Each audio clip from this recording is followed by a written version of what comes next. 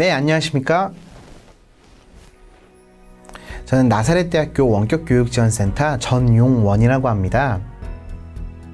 2021년 코비드19 상황이 지속되고 있는 가운데 대학 혁신지원사업 총괄협의회 성과포럼 이렇게 우수 영상으로 여러분들을 메타버스 형식으로 만날 수 있게 되어 정말 감개무량하고 매우 기쁩니다.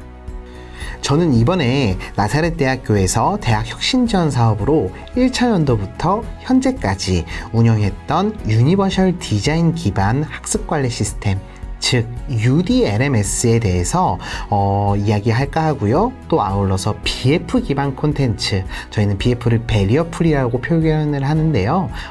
이 BF 콘텐츠와 또 UDLMS에 대해 여러분들께 소개하려고 합니다.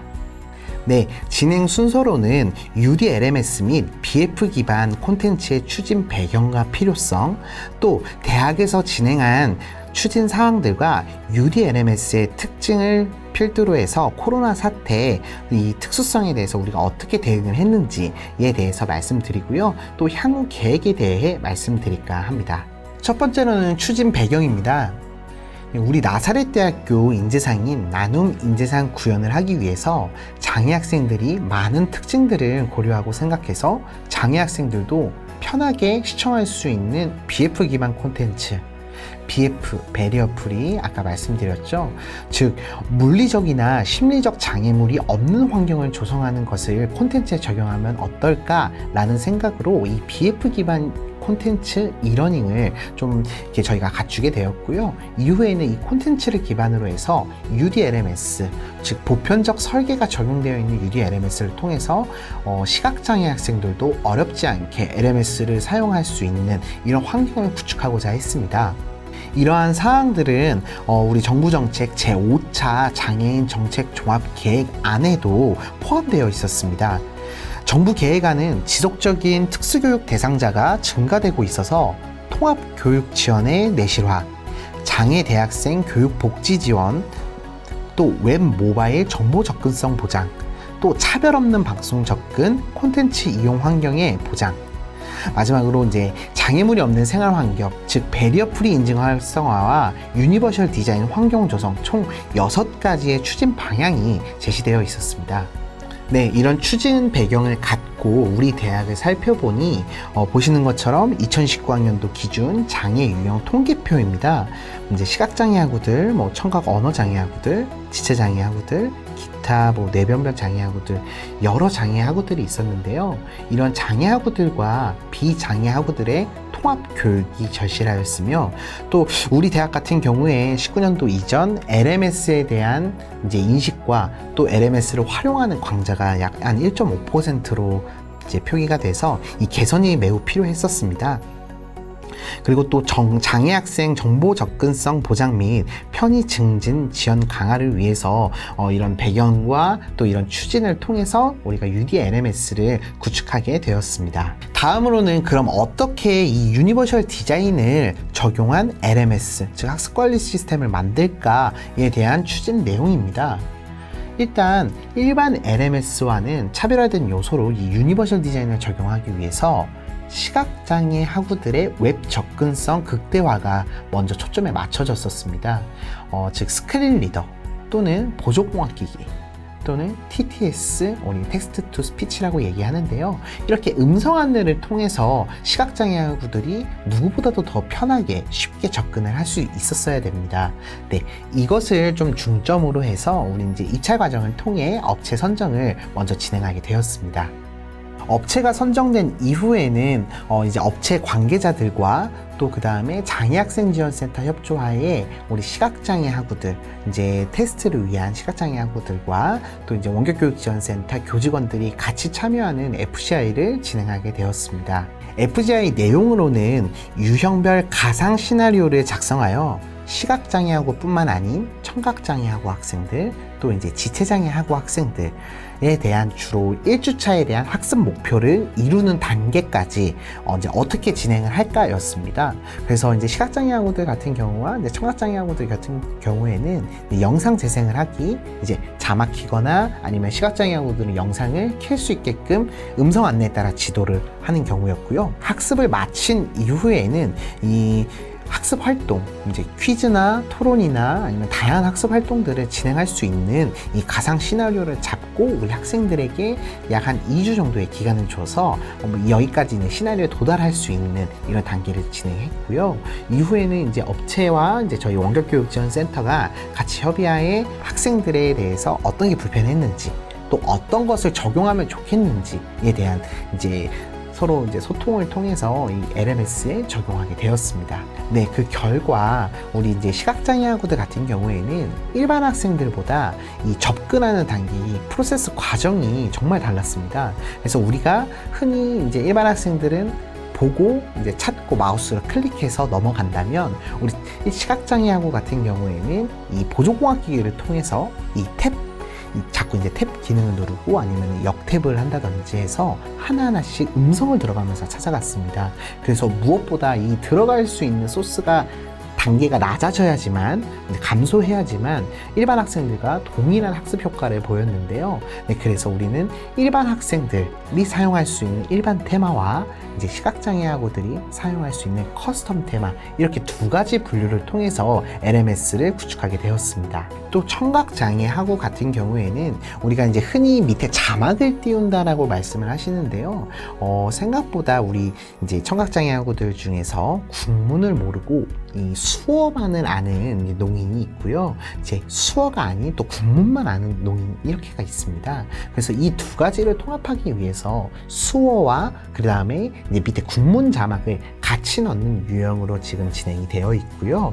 그 다음에 이 플레이어를 재생을 할 때 수어를 끌 수 있거나 혹은 국문 자막을 끌 수 있는, 이제 국문 자막을 온오프 하는 거는 아마 다들 유튜브나 이런 거 통해서 아시겠지만 이후에 저희가 이제 고도화를 걸치면서 이 수어 자막도 온오프 할 수 있게끔, 즉 일반 학생들도 수어를 만약에 안 보고 싶다면 끌 수 있는 그런 기능까지 고도화를 이루게 되었습니다. 네, 이렇게 시각장애 학우들을 위해서 FGI를 진행을 했고, 시나리오별로 단계별로 구성해서 우리가 학습 목표, 즉 강의를 수강을 하고 이제 학습 활동을 풀고 그 다음에 이후 활동들을 진행해서 어떤 학습 목표에 도달했는지, 그리고 또 청각장애 학우들 같은 경우엔 이제 국문 자막과 수어 자막 온오프 할 수 있는 것을 이제 설명을 드렸습니다.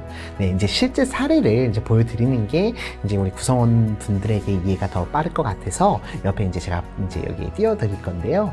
네, 보시는 것처럼 우리가 이렇게 UDLMS가 적용된 테마들, 네, 일반 테마와 약간 다를 수가 있습니다. 네, 보시는 것처럼 일반 테마는 저희가 이제 일반 학생들을 위해서 신미성도 또 가독성도 다 포함을 했지만, 우리 이제 시각장애 학우들 같은 경우에는 이 신미성을 약간 포기하더라도 무엇보다 더 빠르게 이 학습 활동을 할 수 있는 것으로 구성을 해놨고요. 보시면 이제 청각장애 학우들이 이렇게 국문 자막과 이제 수어 자막을 볼 수 있지만 이거를 또 온오프 할 수 있게끔 또 이게 자체적으로 이게 구성이 되어 있죠. 네. 이제 청각장애 학우들 같은 경우에는 이런 FGI 결과를 많이 받았습니다. 수어가 항상 동그라미로 이제 조그맣게 있다. 저희도 이제 우측 하단에 이제 수어를 많이 넣는 이런 경향으로 이제 콘텐츠를 만들었었는데, 저희가 쭉 UDLMS와 비프 콘텐츠 기반에 대해서 설명을 하다 보고 또 학생들과 이제 이야기를 나누다 보니 이 화면이 오히려 더 컸으면 좋겠다. 학생들은 이제 교수님뿐만 아니라 이 수어를 좀 위주로 본다라고 해서 지금 보시는 것처럼 2000년도 말기에는 이런 고도화를 지금 이루어서 수어를 자동으로 조절할 수 있거나 혹은 수동으로 조절해서 내가 조금 더 편한 환경으로 볼 수 있는 콘텐츠 환경을 구축하였습니다. 네, 다음으로는 이제 교육부에서 이제 요구했던 일반 대학의 원격 수업 운영 기준이었지요. 네, 여기에 합당하기 위해서 당시 이제 2차 인증 시스템이나 이런 것을 다 도입을 했었었고요. 이는 저희가 코비드19 상황이 지속됨에 따라서 무엇보다 원격 수업에 이제 강화가 필요하지 않았었습니까? 그래서 이제 대리 출석을 차단시키고 또 이제 부정 수강을 방지하고 이후에 이제 원격으로 평가를 진행할 때에도 이제 유용하게 사용할 수 있었습니다. 또 2차 인증이 혹시 진행이 안 되는 외국인이나 혹은 저희 시각장애 학우들 혹은 청각장애 학우들도 손쉽게 접근할 수 있기 위해서 카카오톡이나 이런 얼굴 인증이 아니면 이제 SMS나 아니면 기타 이메일 방법으로 진행을 할 수 있었고요.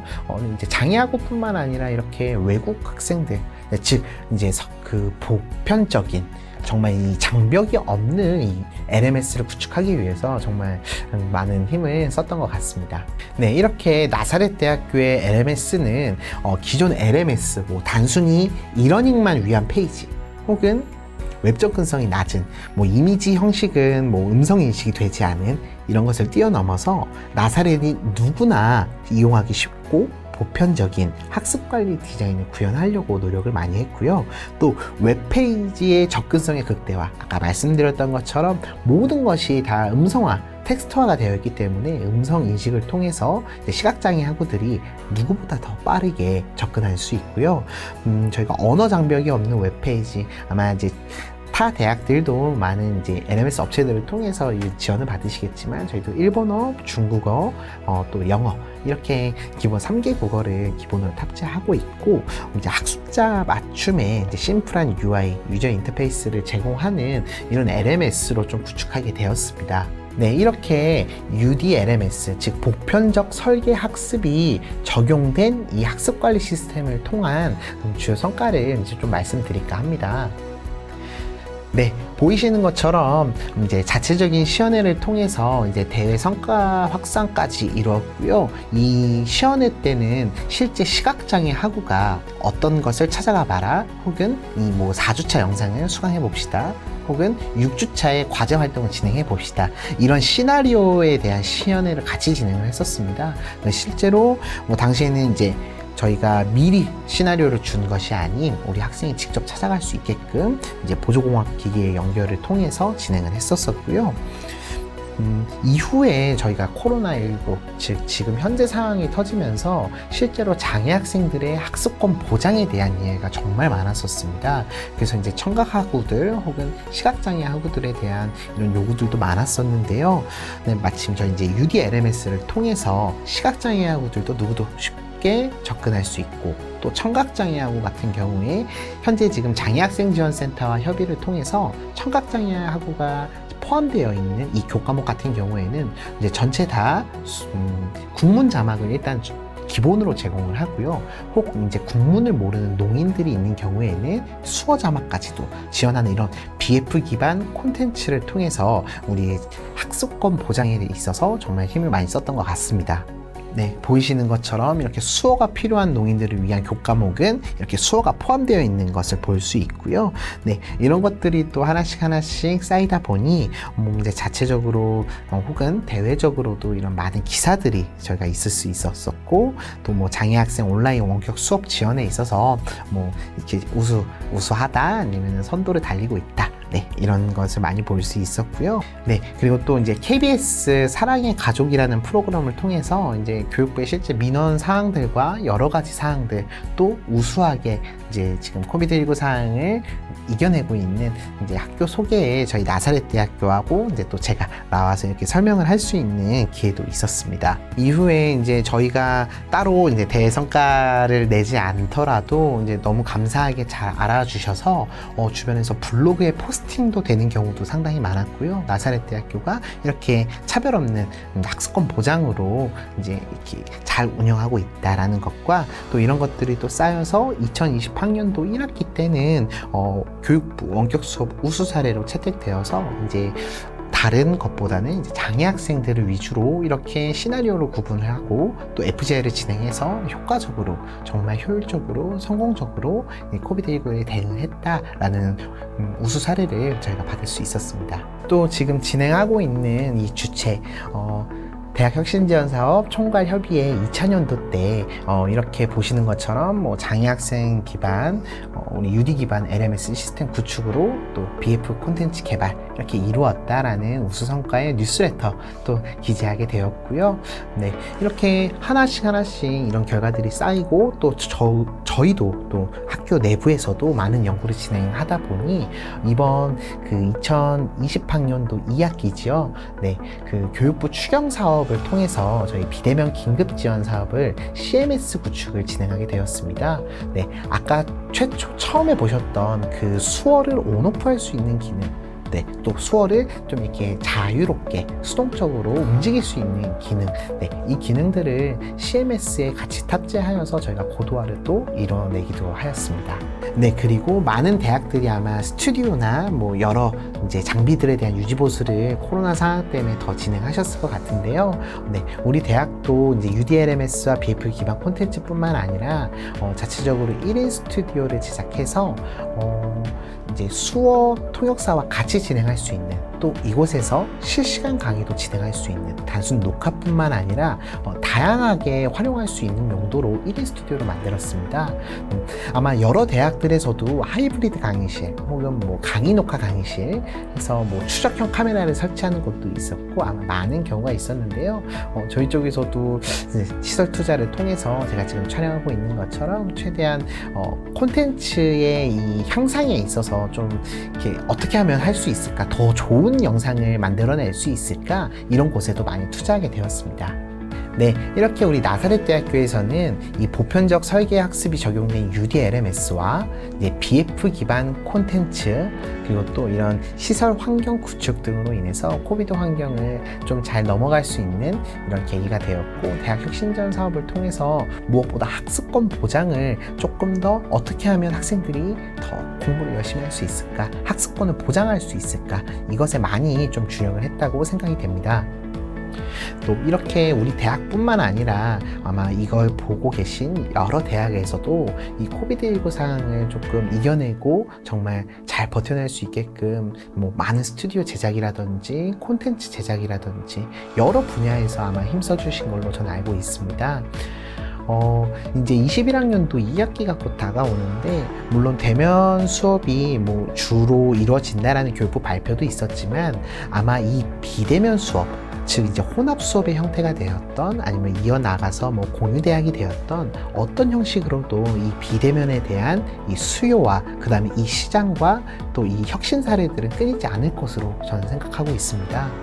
또 저뿐만 아니라 여러 대학들, 또 우리 함께 할 수 있는 모든 구성원들과 함께 조금 더 이 학습권을 보장할 수 있는 방법이 뭘까, 혁신 사례가 정말 이렇게 우리가 추진하고 진행하더라도 정말 차별 없는 우리 장애 학생들 뿐만 아니라 외국인들, 또 이제 기타 주변 지역 사회 분들도 같이 장벽 없는 학습권을 보장할 수 있는 이런 환경을 서로가 구축을 한다면 무엇보다도 우리 대학 혁신의 좀 사례가 될 수 있지 않을까라는 생각을 가지며 저는 인사드릴까 합니다.